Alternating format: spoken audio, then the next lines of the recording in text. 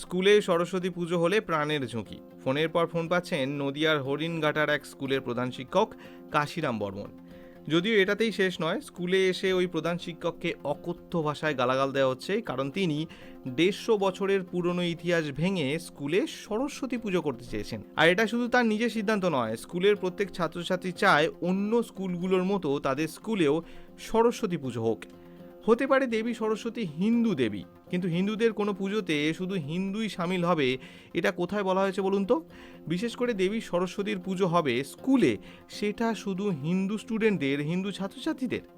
সেটা কি সব ছাত্রছাত্রীদের নয়?